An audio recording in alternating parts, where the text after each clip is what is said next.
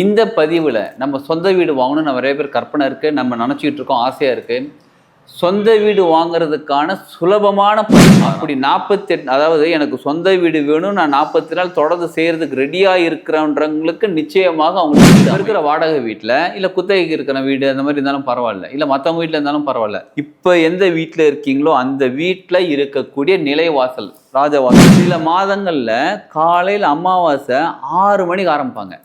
6 மணிக்கு ஆரம்பித்து அடுத்த நாள் காலையில் 7 மணி வரை அமாவாசை இருப்பாங்க.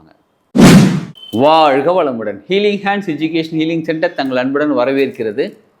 இந்த பதிவில் நம்ம சொந்த வீடு வாங்கணும்னு நிறைய பேர் கற்பனை இருக்குது, நம்ம நினச்சிக்கிட்டு இருக்கோம், ஆசையாக இருக்குது.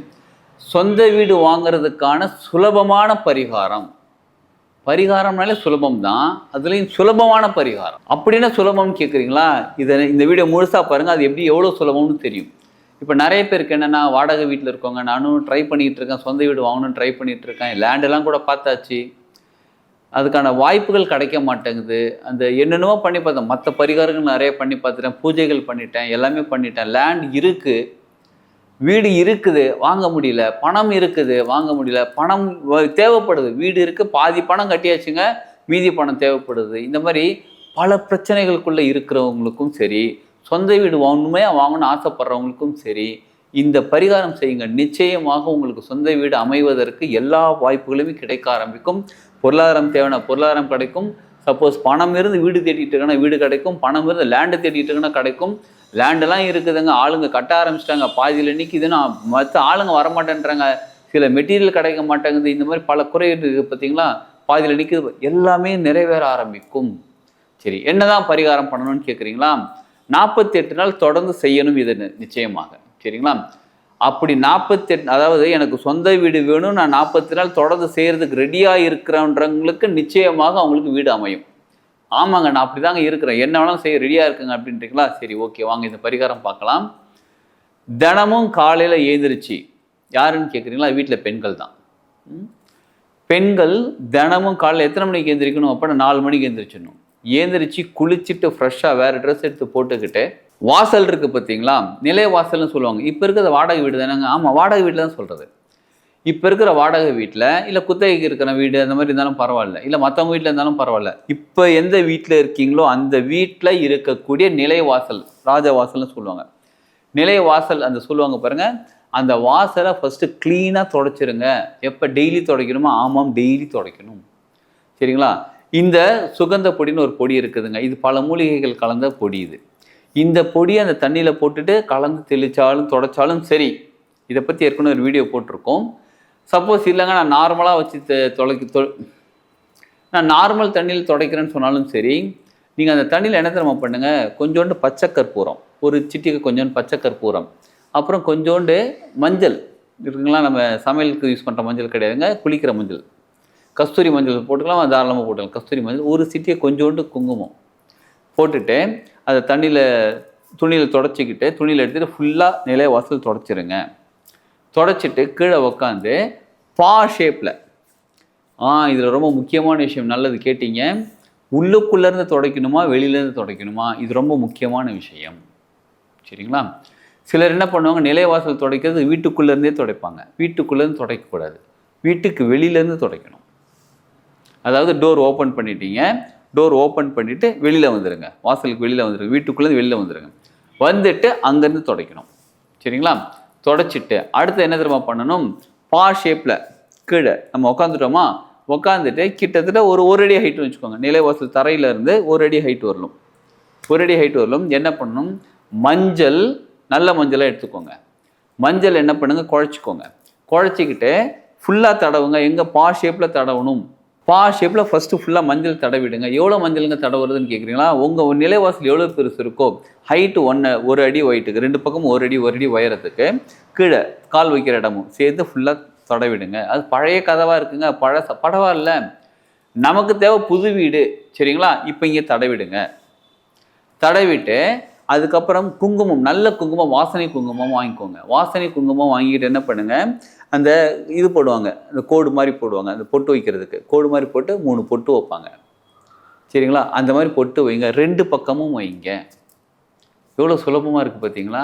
இவ்வளோ தாங்க பரிகாரமே. இதை தினமும் செஞ்சுக்கிட்டே வாங்க.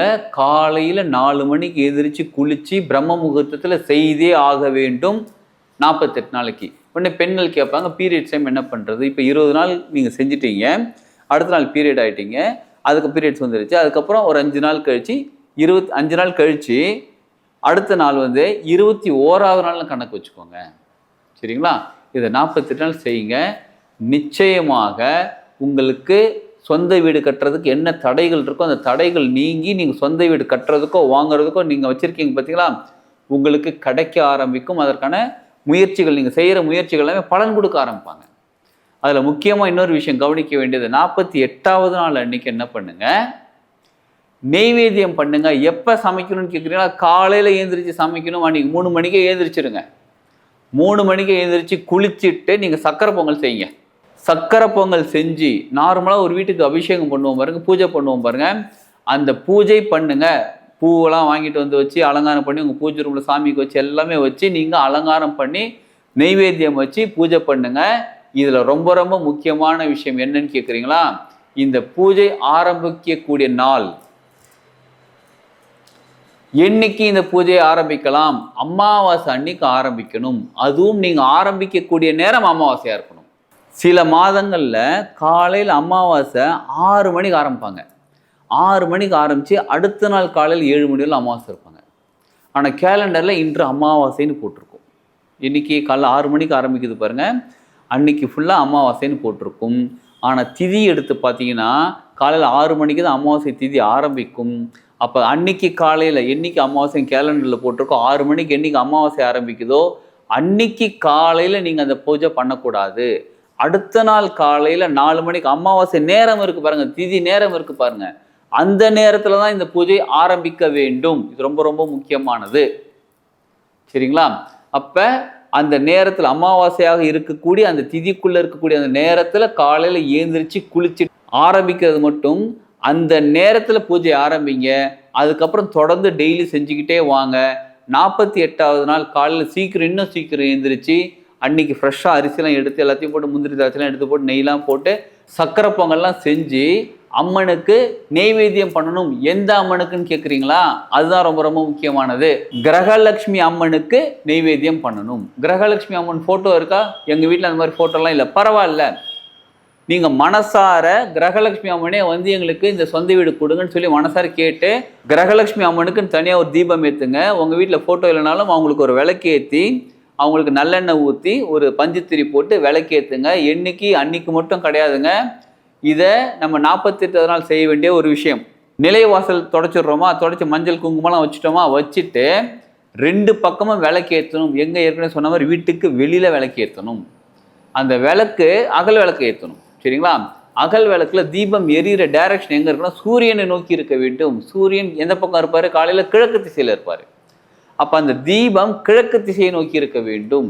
சப்போஸ் உங்கள் வீட்டு வாசல் இப்படின்னு வச்சுக்கோங்களேன், இதுதான் வீட்டுக்குள்ளே, இது வீட்டுக்கு வெளியில், உங்கள் வீடு கிழக்கில் இருக்குன்னு வச்சுக்கோங்களேன், நீங்கள் தீபம் ஏற்றி வச்சா உங்கள் வீடை நோக்கி கிழக்கு நோக்கி, கிழக்கு தானே அந்த பக்கம் இருக்கணும். சப்போஸ் இது கிழக்காக இருந்தால் தீபம் இந்த பக்கம் இருக்கணும், இது கிழக்காக இருந்தால் தீபம் இந்த பக்கம் இருக்கணும், இது கிழக்காக இருந்தால் தீபம் இந்த பக்கம் இருக்கணும். சரிங்களா? தீபம் எரிகிற டைரக்ஷன் கிழக்கு நோக்கி இருக்க வேண்டும். அதே மாதிரி பூ வைக்கணும். தினமுமே பூ வைக்கணும். எங்கே வைக்கணும்? நிலைவாசலில் கீழே வச்சாலும் ஓகே, முடிஞ்சால் நீங்கள் தோரணம் மாதிரி கட்டிடுங்க. தினமும் புதுசாக இருக்கணும் பூ. என்ன பூன்னு கேட்குறீங்களா? வாசனையான பூவாக இருக்கணும். சரிங்களா? மல்லிகைப்பூ வைக்கலாம். அப்புறம் வேறு என்னங்க இருக்குது? மல்லிகைப்பூ, முல்லை, இந்த மாதிரி எந்த பூனாலும் வைக்கலாம். வாசனையான பூவாக வைக்கணும்.